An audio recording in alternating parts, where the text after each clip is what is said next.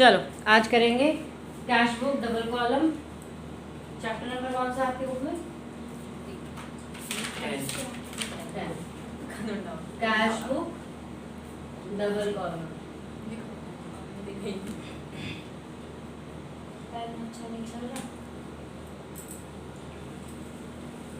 Cash book double column का pro forma कैसे बनेगा? ये हो गया आपका डेट,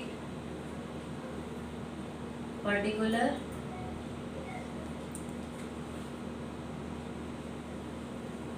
फिर आपको बनाना है लेजर फोलियो, देन कैश का कॉलम और बैंक का कॉलम। एक चीज मैं आपको पहले ही बता देती हूँ, इसमें मैनी ऑफ टाइम्स क्या होता है, बैंक में कई बार दो बैंक आ जाता है ना। जैसे जो बंदा बिजनेस कर रहा है उसका बैंक अकाउंट है, उसने एसबीआई में भी बैंक अकाउंट कर लिया और पीएनबी में भी बैंक अकाउंट कर लिया, ठीक है। और आपसे डबल कॉलम कैश बुक बनाने के लिए कहा है। कई बार क्या होता है, या तो मैं टेस्ट में क्वेश्चन दे देती हूँ या मैडम भी दे सकती है इस क्वेश्चन को। तो आपको क्या करना है, बैंक वाले को दो हिस्सों में बांट देना है, पीएनबी और एसबीआई, पीएनबी और एसबीआई। ये चीज याद रखना। बाकी जो ट्रांजैक्शन पीएनबी से होंगे, मतलब पंजाब नेशनल बैंक से होंगे, वो पंजाब नेशनल बैंक में डाल देंगे। मान लीजिए चेक काटा है किसी का और वो पीएनबी से काटा है तो पीएनबी से अमाउंट जाएगी। अगर कोई चेक एसबीआई का आया है तो एसबीआई में अमाउंट जाएगी, ठीक है। तो थोड़ा सा इस चीज का ध्यान रखना।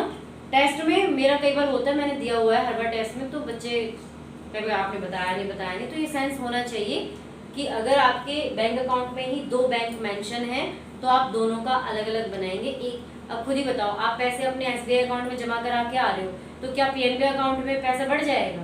नहीं ना। अगर पीएनबी अकाउंट का चेक काटा है तो क्या एसबीआई अकाउंट कम हो जाएगा? नहीं ना। तो क्या करना है, कैश बैंक के साथ बैंक को दो हिस्सों में बांट देना, ठीक है। बाकी सेम टू सेम ऐसे ही होगा। Again date, particular,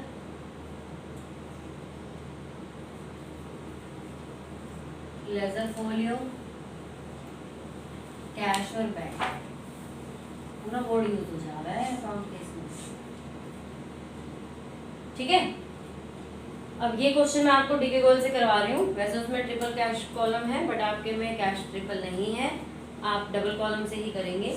question number 7 है उसका। सबसे पहले है जून 1 को 2019, यहाँ पे हम डेट डाल देंगे जून 1। Balance of cash in hand and overdraft. देखिए जब भी आपको बैलेंस दिया होगा आप उसको टू बैलेंस बीडी करके करेंगे, ठीक है। लेकिन यहाँ पे साथ में क्या दिया हुआ है, बैंक ओवरड्राफ्ट दिया हुआ है। बैंक ओवरड्राफ्ट का मतलब होता है बैंक का क्रेडिट बैलेंस, ठीक है। तो हम बैंक ओवरड्राफ्ट को इस तरफ लिखेंगे 2019 जून 1 बाय बैलेंस बीडी, ठीक है। तो कैश इन हैंड में आप डाल देंगे 12,000 रुपए कैश कॉलम में, और बैंक ओवरड्राफ्ट दिया हुआ है 1500 का, तो 1500 बैंक में डाल देंगे, ठीक है। बैंक ओवरड्राफ्ट के याद रखना, नॉर्मली दिया हुआ है कैश एट बैंक, तो आपको यहीं पे लिखना है, तो बैलेंस बीडी करके दोनों को यहीं लिख दीजिए। लेकिन अगर बैंक ओवरड्राफ्ट साथ में दिया हुआ है तो ऐसे लिखेंगे। कैश बुक का डेबिट बैलेंस होता है तो इस तरफ लिखेंगे। अगर कैश बुक का भी क्रेडिट बैलेंस, मतलब कैश का क्रेडिट बैलेंस लिखा है, कैश लिखा है और ब्रैकेट में क्रेडिट लिखा है, तो आप बाय बैलेंस बीडी कैश में यहाँ लिख देंगे, ठीक है। तो थोड़ा सा बैलेंस का ध्यान रखना। इसके बाद सबसे सिंपल सा फंडा है, पैसा आएगा तो डेबिट, जाएगा तो क्रेडिट। कैश अकाउंट किस टाइप का अकाउंट है, किस टाइप का अकाउंट है कैश अकाउंट? क्या बोल रहे हो? अरे कैश कौन से टाइप का अकाउंट है? अरे कितने टाइप का? हाँ अच्छा हाँ, ये रियल और कैश आपका एसेट है ना, एसेट रियल टाइप अकाउंट्स होता है। तो रियल अकाउंट के लिए क्या होता है, debit word comes in, credit word goes out. तो डेबिट करेंगे जो आ रहा है, क्रेडिट करेंगे जो जा रहा है। बात समझ में आई? टाइप्स ऑफ अकाउंट जानना जरूरी होता है। पहला है आपका डिपॉजिट इनटू बैंक। आपने बैंक में पैसा जमा किया, देखो दो असर पड़ेगा। एक तो बैंक में पैसा आ रहा है और कैश में से पैसा जा रहा है। जनरल एंट्री क्या हो जाएगी, bank account debit to cash account. तो बैंक को करेंगे डेबिट। अब इसमें क्या होगा, दो एंट्री हो रही है, बैंक और कैश, तो इसको हम बोलते हैं कॉन्ट्रा एंट्री। जब आपको लगे कि मेरा बैंक और कैश दोनों ही इन्वॉल्व हो रहा है तो वहां पे उसको हम बोलते हैं कॉन्ट्रा एंट्री। कॉन्ट्रा एंट्री का मतलब होता है एक ही ट्रांजैक्शन पे सेम डेट को दोनों जगह एंट्री करना, डेबिट में भी और क्रेडिट में भी। ठीक है, तो हम यहाँ पे जून 2 को करेंगे डिपॉजिट इनटू बैंक। आपने कैश जो है बैंक में जमा कराया है टू कैश अकाउंट, बैंक में पैसे डाल दीजिए 10,000 रुपए, और यहाँ पे जून 2 को बाय बैंक अकाउंट, मतलब बैंक अकाउंट में पैसे चले गए हमारे, कैश चला गया 10,000। ठीक है, बाय बैंक अकाउंट, कैश में से पैसे निकल गए, और टू कैश अकाउंट, बैंक में पैसे चले गए। यहाँ पे भी कॉन्ट्रा, जहाँ पे भी आप यहाँ सी लिख देते हो इसका मतलब ये कॉन्ट्रा एंट्री है, सेम डेट पे हमने एंट्री करी है। ठीक है, बात समझ में आ गई। ये वहीं पे होगा जहाँ पे आपके ट्रांजैक्शन में बैंक और कैश दोनों इन्वॉल्व होंगे। ट्रांजैक्शन पढ़ने के बाद आपको लग रहा है कि बैंक में पैसा आया है या गया है, या कैश में से पैसा आया है गया है, तो दोनों ही साइड एंट्रीज होंगी। ठीक है, ओके। नाउ जून 2 को ही क्या कहा हुआ है, sold good for cash 28,000 and paid half the proceeds into bank. हमने सामान बेचा है 28,000 रुपए कैश में, और उसका आधा पैसा हमने बैंक में जमा करा दिया। तो आप यहाँ पे लिखेंगे सेम डेट को to sales account, to sales account. देखो 28,000 का था, 14,000 हमारे पास कैश रह गया, 14,000 हमने अकाउंट में डाल दिया। जैसे जैसे क्वेश्चन में कहेंगे वैसे वैसे हम करते चले जाएंगे। उसने लिखा है sold goods for cash 28,000 and paid half the proceed into bank, और आधा हमने बैंक में डाल दिया। ठीक है, अब 3 तारीख को purchase good 7,000 from Manoj and company on credit. देखिए थर्ड को जो की गई है इसमें लिखा है purchase goods from Manoj and company on credit. इसका मतलब हमने उधार में सामान खरीदा है। जब आप उधार में सामान खरीदते हैं आप एंट्री क्या करते हैं, purchase account debit to Manoj and company account. अब आपका यहाँ पे कैश इन्वॉल्व हुआ, कहाँ बैंक इन्वॉल्व हुआ, नहीं, तो यहाँ पे तो कैश और बैंक है ही नहीं, तो इसको हम कैश बुक में नहीं लिखेंगे। मतलब अगर आप कोई भी सामान उधार में खरीदते या बेचते हो तो उसकी एंट्री कैश बुक में नहीं आएगी। कैश बुक में सिर्फ वही एंट्री आएंगी जिसमें कैश और बैंक इन्वॉल्व होता है, उधार सामान नहीं। ठीक है, ना हमारा कैश आया ना हमारा कैश गया, तो हम इसमें क्यों लिखेंगे, नहीं लिखेंगे। आगे है received a money order from Suresh 500 रुपए का मनी ऑर्डर मिला है। मनी ऑर्डर मिला, मनी ऑर्डर का मतलब जैसे कई बार होता है ना, हाँ आपके पेटीएम में 300 रुपए कैश आ गए, वैसे क्या एंट्री करोगे, कैश अकाउंट डेबिट टू जो पेटीएम बैंक अकाउंट है ना, पेटीएम बैंक अकाउंट। ऐसे ही आपके पास मनी ऑर्डर आया है, किससे आया है, सुरेश से आया है, तो 5 तारीख को आप कर दोगे टू सुरेश अकाउंट 500 रुपए का मनी ऑर्डर आया है कैश कॉलम में। मनी ऑर्डर क्योंकि कैश मिलता है ना। मनी ऑर्डर कैसे आता है, पोस्ट ऑफिस के थ्रू आता है, वो हमसे साइन करवाते हैं और जितना पैसा आया होता है वो हमें कैश देके चले जाते हैं। ठीक है गौरव, आ रहा है समझ में, नहीं आ रहा, थोड़ा मतलब एक सिंपल सी चीज है, ट्रांजैक्शन पढ़ के अगर आपको लगे कि पैसा आ रहा है तो डेबिट, जा रहा है तो क्रेडिट। अगर कैश में से हो रहा है जो भी ट्रांजैक्शन है तो कैश में एंट्री जाएगी, बैंक में से हो रहा है तो बैंक में एंट्री जाएगी। ठीक है, एक आध क्वेश्चन करोगे आ जाएगा। रिसीव 2008 तारीख को, अच्छा मैंने फोटो नहीं भेजी तुम लोगों को इसकी फोन में, कौन सी, इसी क्वेश्चन की, अरे यार भेजूं अभी है, अभी क्यों, फोन में है, चलो ठीक है, मतलब देख लेते ना पैसे इसलिए। Receive 2800 from Govind, paid 1000 into bank.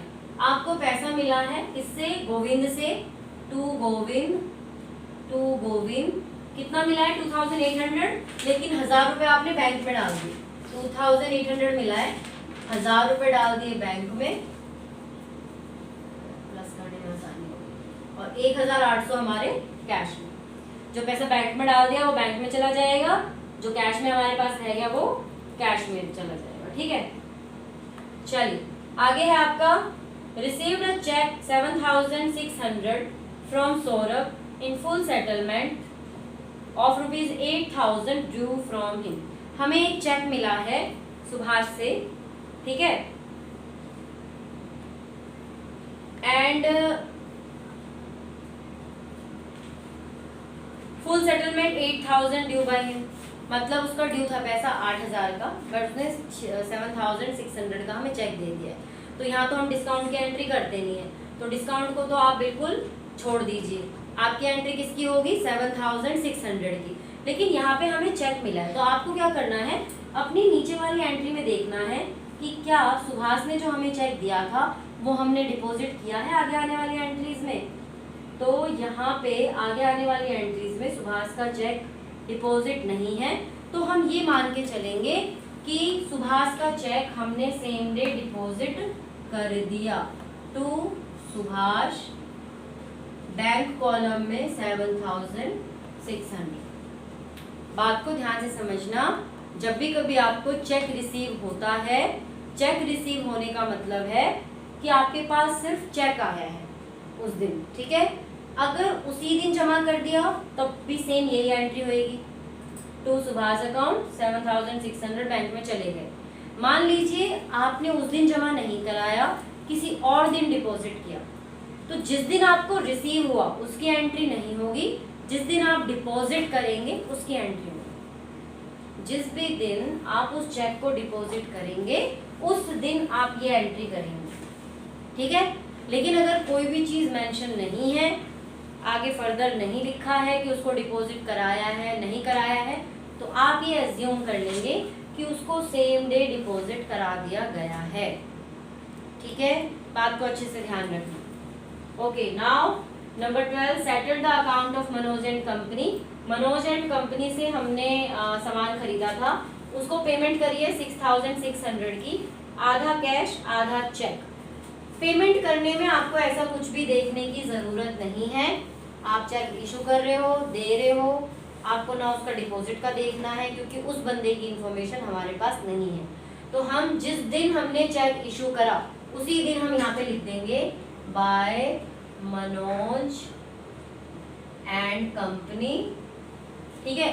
6,600 है, आधा पेमेंट चेक से, आधा पेमेंट कैश से, तो 3,300 कैश में, 3,300 बैंक, ठीक है। क्वेश्चन में ऐसा लिखा हुआ है कि आधी पेमेंट हम उसको कैश में कर रहे हैं, आधी पेमेंट उसको चेक में कर रहे हैं। चेक रिसीव्ड फ्रॉम सुभाष, अरे यार सुभाष का चेक तो अब डिपॉजिट किया 13 तारीख को। Check received from Subhash, deposit into bank. अब देखो मैंने उस टाइम देखा नहीं, 13 को डिपॉजिट कर रहे हैं तो 13 को एंट्री करेंगे, और कैसे करेंगे ये मैं बता देती हूँ। जब 10 को चेक मिला था आप करेंगे cheque in hand account debit, cheque in hand account debit to Subhash account. जो चीज मैं आपको वहां बता रही थी कि अगर आपको चेक मिल गया, 10 तारीख को चेक मिला था, जब चेक मिला था तो हम एंट्री करेंगे cheque in hand account debit to Subhash account, और वो 13 की एंट्री में देख नहीं पाई थी, 13 तारीख को उन्होंने उसको जमा किया, डिपॉजिट किया। आप ऐसे समझ लो कि मैं आपको आज एक चेक दे रही हूँ, आपने उसको अपने पास रख लिया, आज 10 तारीख है, ठीक है। तो क्या आपके पास पैसा आया? नहीं ना, जब तक आप उस चेक को डिपॉजिट नहीं कराएंगे, है ना। तो इसमें क्वेश्चन में 13 तारीख को इन्फॉर्मेशन दी है, पहले मेरे से स्किप हो गया था, 13 तारीख को इन्फॉर्मेशन दी है कि चेक जो मिला है सुभाष से वो 13 को जमा करा है, ठीक है। तो उस दिन जमा कराएंगे टू चेक इन हैंड करके। सुभाष का चेक हमें मिला था और 13 तारीख को हमने डिपॉजिट कराया, मिला था हमें 10 तारीख को, 10 तारीख की जर्नल एंट्री और 13 तारीख को कैश बुक में एंट्री, ठीक है। चलिए अब आता है 15 पे, paid for purchase of machinery by cheque. 15 तारीख को मशीनरी खरीदी है बाय मशीनरी, और पेमेंट हम कर रहे हैं 20,000 चेक से, तो 20,000 बैंक में आएगा, ठीक है। चेक से पेमेंट करिए तो बैंक में जाएगा। Paid wages for the erection of above machinery, ये ऊपर वाली मशीनरी को वो करने के लिए, उसका सुधार करने के लिए, उसको इंस्टॉल कराने के लिए हमने वेजेस पे किया है, तो वो भी आपका मशीनरी अकाउंट में ही जाएगा 1,000 रुपये, ये हमने कैश में पेमेंट करी होगी, ठीक है। मशीनरी का जो वो पेमेंट करी है हमने वो कैश में करी होगी, क्योंकि उसका कुछ बता नहीं रखा कि वो चेक दिया है कि क्या दिया है। 17 को cheque issued to for 6000 in favour of Sachdeva and company for purchase of furniture. आपने फर्नीचर खरीदा है और आपने एक चेक इशू किया है 6000 का, तो 17 को आ जाएगा यहाँ पे बाय फर्नीचर 6000 का हमने चेक इशू कर दिया। ठीक है। उसके बाद है 20 तारीख को purchase goods from Kalpana garments for 10,500 on credit. क्या इसकी एंट्री होगी? नहीं होगी, क्योंकि उधार में खरीदा है, एंट्री नहीं होगी। Received a bank draft for 4,800 from Damodar and company. Bank draft बनवाया। बैंक ड्राफ्ट समझते हो? जब हमें किसी को पेमेंट करनी होती है, कॉलेज में फीस करनी पड़ती है, तो हम एक ड्राफ्ट बनवाते हैं, उतने ही पैसे का बैंक में जाते हैं, वो एक ड्राफ्ट बना देते हैं एंड वो वहाँ पे पेमेंट करते हैं, चालान काटने टाइप सा। ठीक है, इतना ही समझ लो, एक तरह का चेक टाइप से बैंक ड्राफ्ट बनवाया है। Send the draft to bank. आपको रिसीव हुआ है, इसमें हमने भेजा नहीं है, हमें एक ड्राफ्ट रिसीव हुआ है जिसको हमने बैंक में भेज दिया है एनकैश करने के लिए। तो 20 तारीख को यहाँ पे एंट्री कर देंगे टू दामोदर, टू किससे मिला है? Damodar and company, to Damodar and company 4,800 का ड्राफ्ट हमें मिला था और हमने उसको बैंक में भेज दिया। ठीक है। उसके बाद है आपका bank issued a draft 10,000 in favour of Kalpana garment on our request. Bank charge 25 रुपये for issuing the draft. Accounts of Kalpana garment was fully settled. अब कल्पना से हमने उधार में सामान खरीदा था 10,500 का। ठीक है, 10,500 का जब सामान खरीदा था, आप चाहें तो यहाँ पे इसकी जर्नल एंट्री कर सकते हैं। 20 तारीख को purchase account debit to Kalpana account, purchase debit to Kalpana 10,500 का। अब हम क्या कर रहे हैं, 24 तारीख को हम एक ड्राफ्ट इशू कर रहे हैं। बैंक एक ड्राफ्ट बना रहा है कल्पना के फेवर में 10,000 रुपये का और 25 रुपये अपने बैंक चार्जेस ले रहा है। ठीक है, आप चाहो तो बैंक चार्जेस की अलग से एंट्री कर सकते हो, नहीं तो आप यहाँ पे डायरेक्टली कर सकते हो बाय कल्पना, क्योंकि कल्पना के नाम से बना है, और 10,025 रुपीज डायरेक्टली यहाँ पे लिख सकते हो, क्योंकि बैंक अपने चार्जेस बैंक से ही मतलब काट लेता है, हमारे अकाउंट से ही काट लेता है। ठीक है। इसके बाद है आपका Drew from bank for petty cash. Petty cash के लिए आपने पैसा निकाला है, 26 तारीख को आपने पैसा निकाला है, तो आप यहाँ पे लिख देंगे बाय पैटी कैश। अच्छा, ये पैटी कैश क्या है? छोटे मोटे खर्चे होते हैं। ठीक है, छोटे मोटे खर्चों के लिए तो कैश निकाला है बैंक से, तो आप एंट्री कर देंगे 100 रुपये की यहाँ। ठीक है। उसके बाद है आपका पेड सैलरी बाय चेक। आपने सैलरी पे करी है चेक से, तो बाय सैलरी चेक से पेमेंट करी है, तो आ जाएगा 6,000 रुपये। ठीक है। उसके बाद है बैंक चार्जेस 50 रुपये हैं and interest 1620 charged by bank. तो कौन सी तारीख को है? 30 तारीख को है। By bank charges, by bank charges कितने रुपए हैं? 50 रुपये एंड इंटरेस्ट चार्ज किया है बैंक में same day bye interest charge. Transaction है, एक ही ट्रांजेक्शन में है, बट एक इंटरेस्ट है और एक बैंक चार्ज है, तो हम इसको ऐसे अलग अलग लिखाएंगे। ठीक है। लास्ट इसकी है deposit into bank the entire balance after retaining 4,000 at office. Office में 4,000 रुपये हमें कैश में रखना है और बाकी पैसा हमें दे देना है बैंक में। पर हमारे पास ऑफिस में कितना पैसा है ये हमें कैसे पता चलेगा? हम कैश का डेबिट बैलेंस करेंगे, कैश का क्रेडिट बैलेंस करेंगे और फिर देखेंगे कि हमारे पास कितना पैसा बाकी है। तो कैश का ये पूरा डेबिट बैलेंस कितना आया तुम्हारा? 28300।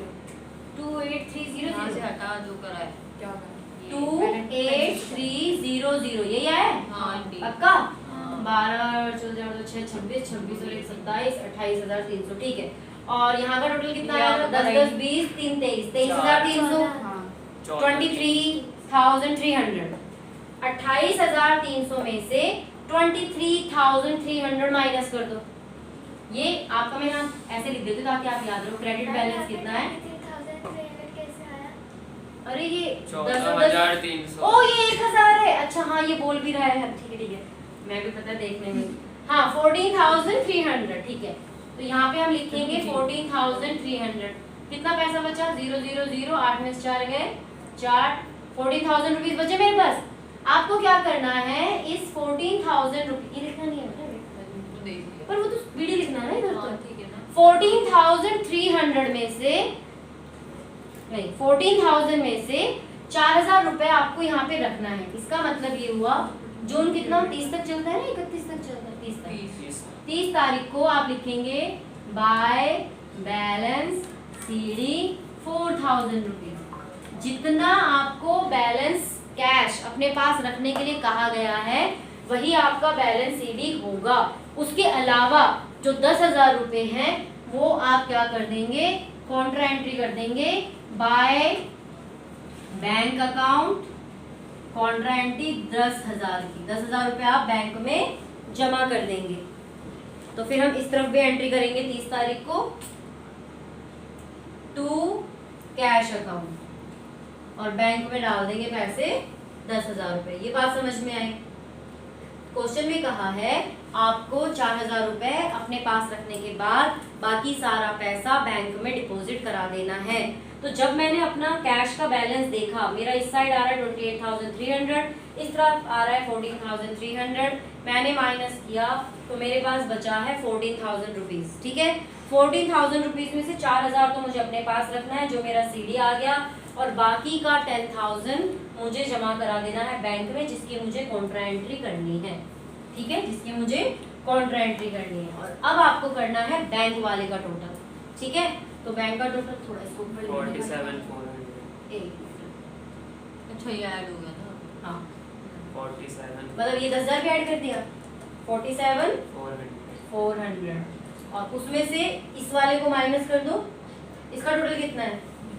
3 और 1 4, 20 4 24, 24 और 6 30, 30 और 10 40, 40 6 46, 46 और 1 47, 47,000 और इसमें तो ज़्यादा है और 600, 6 और 1 700, 703 1000 और 1500, 1500 बैंक ओवरड्राफ्ट आ रहा है और 20 50 70, 70 और 25 95, 95 ये आ रहा है 5 9 5 48,595 है ना। इसका टोटल आ रहा है 48,000 क्या था 995 राइट 595 है। 9 की जगह 5 आएगा। अच्छा यहाँ 5 आएगा। अरे यार मैंने मिटा दिया, मैंने देखा भी नहीं। यही था ना 48,595। अरे यार हाँ हाँ सही सही। 45 बोला 47,000 1500 और 95 5 9 5 और हाँ ये तो था 48,595। अब यहाँ पे ये नहीं लिखेंगे, इसमें से इसको माइनस करेंगे 47,400 को। ये कंफ्यूज हो इस साइड पे साइड वाला लिखा जाता है पर बेटा हमेशा जरूरी नहीं है ना उस साइड का ज्यादा आ रहा है। तो लिखा तो इस साइड पे जाएगा ना। नहीं, जिस साइड का ज्यादा आएगा उस साइड का लिखा जाएगा। तो उससे चेंज हाँ। करना पड़ेगा। 5 9 1 1 1195 रुपए बैंक ओवरड्राफ्ट। यहाँ पे लिख देंगे टू बैलेंस सीडी 1195। कैसे कंफ्यूज हो गई बेटा? देखो टोटल मुझे थोड़ा पता था किस साइड का ज्यादा आएगा, इसीलिए पेंसिल से लिखते हैं बच्चे ये सब ताकि बाद में मिटा के उसको सही लिख सके। देखो जब टोटल करते हैं ना तो कई बार तो अंदाजा लग जाता है कि ये ज्यादा होगा ये ज्यादा होगा, बट इसमें क्या है ये वाला थोड़ा ज्यादा आ रहा है 1,000-1,200 रुपए, नहीं पता चलता मैनी ऑफ टाइम्स। ठीक है, इसका टोटल सही किया था 24 24 10 34 34 4 38 38 और 7 45 और 1 46। हाँ सही किया था। ठीक है, अब इसमें क्या करेंगे, ये वाला सीडी इधर बीडी बन के आ जाएगा 1 तारीख को जुलाई 1 टू बैलेंस बीडी 4,000 और यहाँ पे आ जाएगा जुलाई 1 ये वाला balance CD by balance BD 1195। इस वाले ठीक है। ओ इधर वाला उधर जाएगा, इधर वाला इधर कैश आएगा। वाले का कैश वाले का इस तरफ का है ना, तो लिखेंगे नहीं उधर को। यहाँ लिख तो दिया 4,000 इधर ये नहीं लिखना। लिख तो दिया हुआ। अच्छा टोटल हाँ लिखेंगे मैं दो घंटे नहीं लगाए। ओहो 28,300 मैं बिठा दिया। ये लिखेंगे। हो गया पूरा क्वेश्चन? अब बताओ कंफ्यूज कहाँ हूँ मैं, कंफ्यूजन दूर कर वो जो देती हूँ। आपने नीचे से तो अच्छा देखो अब नॉर्मल सारी एंट्री समझ में आ गई थी। अब क्वेश्चन में हमें एक और वो लिख के दे दी, वो कह रहा है कि अपने कैश ऑफिस में ना 4000 कैश रखो, बाकी सारा पैसा बैंक में जमा कर दो। तो मैंने क्या किया, वो मेरा बैलेंस सीडी बन गया 4000। ठीक है, जो कैश हम अपने पास रखेंगे वो हमारा बैलेंस सीडी बन जाएगा, जिसको हम आगे लेके जाएंगे। फिर जब मैंने टोटल किया, कैश का टोटल किया 28,300 और इधर वाला क्रेडिट वाला माइनस किया, तो मेरे 10,000 रुपए एक्स्ट्रा बच रहे थे मेरे पास। वो एक्स्ट्रा पैसे मैं बैंक में जमा करा दूंगी। बैंक में जमा कराने के लिए मैं क्या करूंगी, कॉन्ट्रा एंट्री करूंगी। कैसे करूंगी, बाय बैंक अकाउंट कैश में से निकल गया टू कैश अकाउंट बैंक में चले गए, पैसे चले गए बैंक में। अब मैं बैंक साइड का टोटल करूंगी और क्रेडिट साइड का भी टोटल करूंगी। जो साइड ज्यादा होगा उस साइड को मैं नीचे लिख दूंगी। तो मेरा इस साइड का ज्यादा आ रहा है, मेरा बैलेंस ये वाला आ रहा है, डेबिट बैलेंस आ रहा है, यानी कि बैंक ओवरड्राफ्ट आ रहा है मेरा। ठीक है, फिर इसी को ही वापस मैंने यहाँ लिख दिया। इतना सा जो खेल है। ठीक है, गोरो क्या खेल हुआ है, आपने ये वो क्या करवा हुआ? दिया ना आज। हैं? मतलब वैसे हम नॉर्मल इजी वाला करते हैं। लेकिन ये सही, ये जो बोला है ना, ये आफ्टर रिटेनिंग वाला, देखना आपके हाफ ईयरली में मैम ऐसा ही क्वेश्चन देंगी जिसमें लास्ट में लिखा होगा कि आफ्टर रिटेनिंग 2000 कैश, बाकी सारा पैसा बैंक में जमा करा स्कूल में दें। तो कराएंगे बेकार से। और पेपर में आ गए फिर देख ले मैडम, मैं भी यही आ नहीं कराया, गई। सच में नहीं कराया। अरे सब करवाते हैं, ध्यान नहीं देते आप लोग, ऐसे हो ही नहीं सकता। आपके में क्वेश्चन है यार डीएसपी वाले में, क्वेश्चन कराती नहीं है। तो वो तो आपकी ड्यूटी है ना, मैम से जाके थोड़ा पूछो कि मैम मैम, सिखाना चाहिए ना आंटी।